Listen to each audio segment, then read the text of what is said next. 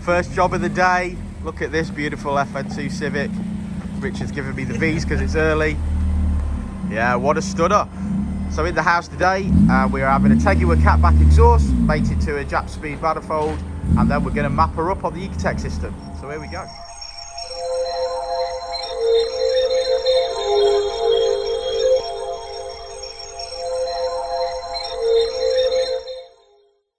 So this stunning FN2 has made it up onto the dyno. It's just had our Richard fit a Tegiwa 70mm catback, which is beautiful. Do stick around to the end of the video, guys, for a full spec list of this vehicle. So towards the end of the video, before we finish, we'll go through all the mods. Initially, as this car was mapped before on Ecutek, we're going to do a power run, and then we'll start tuning. Basically, we're going to start tuning and see where we get to.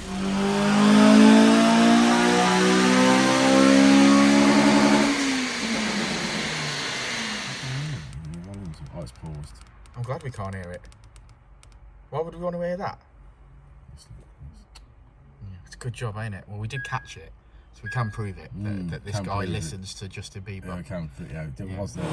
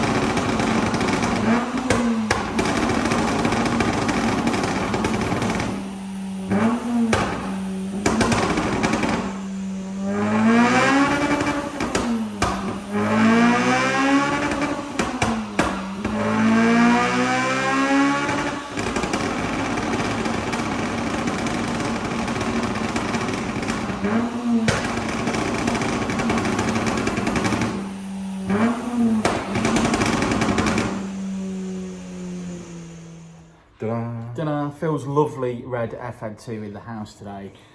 Very, very nice car indeed. I like it a lot. Yeah, lovely car, low mileage, nice and lovely.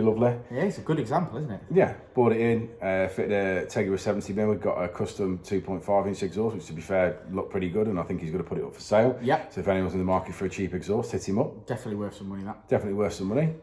We fitted the Tegiwa 70mm catback on it because he wanted something that wouldn't drone as much. Obviously, it's got two silencers in and a big one at the back at that, so obviously just to cut a little bit of noise down for him, but obviously still keep the flow.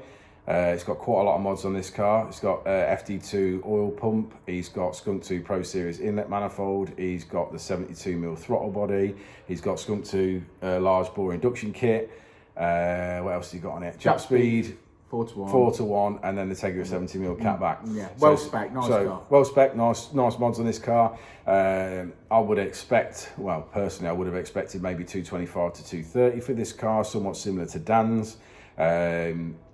a little bit on the strange side, this car. I think the car started off with, it's been previously mapped. So we did a standard power on the car, made 219, which okay is after we fitted the Tegiwa. After we fitted the Tegiwa exhaust, so it made it a reasonable power. So I thought, okay, well maybe we can tune from there and make some.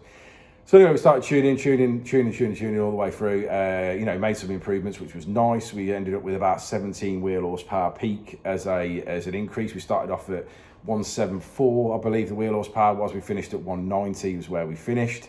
So significant gains, pretty much. So as you were saying, 190 at the wheels. Yeah, 190 at the wheels. Don't know what happened there, Dan. Your camera went off. I'm not editing it. We're not editing it, so we're going to start part way through where we started off there. Yeah.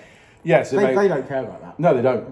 No. So yeah, thanks for watching. So we made one. So we sort of finished on 190. Basically, when you look at the drag line and the losses, obviously with that, we started off with higher losses, obviously because the transmission wasn't as warm. We've then basically got more or less losses to add to obviously our rundown figure. So when we sort of finished off, we've basically finished off about 3 brake horsepower peak more than what the car came in with. So we finished on like 222, which to be honest is a little bit disappointing. But when you look at the wheel horsepower that we've made, this car is going to drive better and be faster than it was when it came in. Totally different. But the difference was obviously the vehicle sat around for a little bit this morning after it got here. We obviously did a couple of runs, like 3 runs, but the transmission was obviously still gaining temperature and that's affected those losses. Tyres warming up as we've carried on throughout the morning. And that's where we've seen that difference. So a little bit disappointing for the customer, I think, there. He wanted sort of up towards 230. We basically, once we were sort of finished, we asked if there was anything other mods that it got on or anything else that you could think might be causing a problem. It did have a hydro sock on the filter, which we don't personally like, so we've removed. We weren't aware of that at the start. No, we were not aware of that. Yeah, we weren't aware of it at the start. We took that off. We did see some fractional gains, obviously, throughout the rev range. Again, we didn't really make anything on peak numbers. If I had my honest opinion at this point, if I had a stock throttle body and I had a stock silicon to go onto that induction kit, I would be at this point changing it out and using it as a comparison to see if it's that's causing us an issue. Maybe I think it's airspeed. I mean, the testing that we have previously done with throttle bodies, almost every single time we've seen more power on a stock throttle body than we've seen on any other throttle body that's been fitted. As soon as you're putting that down to airspeed, aren't you? I think I'm putting it down to airspeed. I mean, certainly with the FD2, which is not exactly a massive amount bigger. I mean, even with Marks the other week, we went from a standard throttle body to the FD2 throttle body and lost 6 brake horsepower, which sounds dramatic in that respect. No amount of tuning was bringing that back. No amount of tuning was bringing that back. We tried to tune it accordingly to that and it didn't make the power back. It just physically made less power. That was the answer. It just wasn't going to do it. I think it's down to airspeed. But then we have seen cars that have had cams fitted. So only over and above what this car has got was a set of cams, had that 72 throttle body and ran 241 brake. So we have seen cars have positive results with that bigger throttle body. But again, I believe that we do come back to that each car on their own merit. Of course, yeah, of course. This isn't generic mapping. This is custom tuning. You're trying to get the best of that car's setup's ability. That's right. And that's where we are, isn't it? As this is the throttle body is the only real unknown on this car, in my opinion, and it's not got cams in it, which all the cars that we've seen with that throttle body on that have made good power have all had cams. This has not got cams. So I'm pretty convinced it's airspeed, and I'm pretty convinced it's that throttle body. So I'd definitely like to do that. I mean, the customer's coming on the 21st for our FN2 sort of day with carbon car diaries. He says he's going to drive up, then put the standard throttle body on, then we're going to do a pull. So that would be a real nice bit of data there that we could put forward to people. So I'm looking forward to that. Yeah, me too. That would be great. Yeah. So shall we have a look at the graph? Yeah, let's have a look at the graph. Okay, so there's a few more bits and bobs on this graph to show you so that Richard can make his explanation a little bit better for you guys to see. Now, as I always say, red line is as she came in and blue line is as she leaves. Take it away, Rich. Yeah, I mean, what we're looking at here is we're looking at, obviously, red line is as it came in. So that's obviously our wheel horsepower, and that's obviously our engine horsepower here. Now, if you look at the dotted line, which is the drag line, so basically once you accelerate to full RPM and you let off and our dyno coasts down, it adds this line here to your wheel horsepower to give you your BHP figure.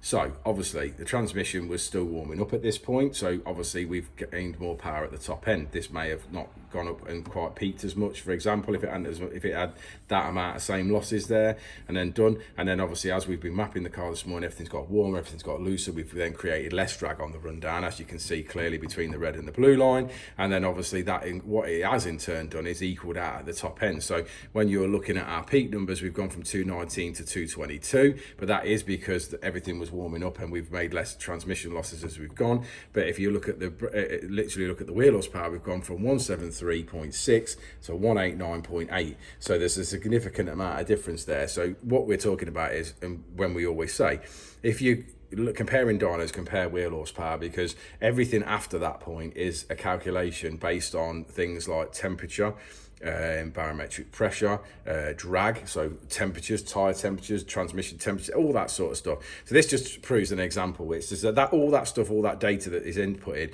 is to try and make sure that a run is consistent, whether it's -5 outside or +30 outside. You know what I mean? So height of summer, depths of winter, they're always the same, and no matter when you run them, you know, whether transmission temperatures, it all takes all of these things into account, and it tries to give you the most consistent BHP figure that it can give you. So it's yeah, that's what we're looking at there, and it's just a little bit to explain that the wheel horsepower has gone up considerably and the brake horsepower hasn't. And yeah, and I'm going to show you that now by showing you just the comparison of the wheel horsepower figure. Okay, so just to show you the wheel horsepower of this vehicle as it came in and as it's leaving, red line is before and blue line is after. So these are wheel horsepower figures, and there's about a 17 wheel horsepower increase there. Loads in the mid-range, but at peak as well, and it doesn't quite display that in a brake horsepower.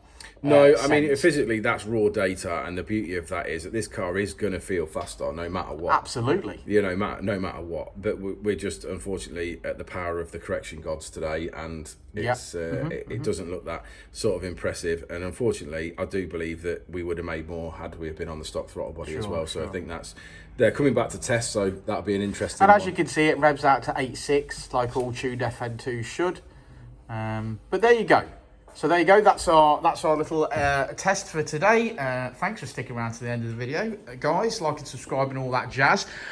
And if you watch the video that we make on the 21st with the Cowbugger Car Diaries lads, Chris and Benji and friends, you'll probably see this car again because we've got a little experiment to run. So I've been Danny Dynodaze. He's been Rich because he always is. I will see you on the next one, won't we, Rich? We will indeed. We will. Before, and I'll say it again. Life moves pretty fast.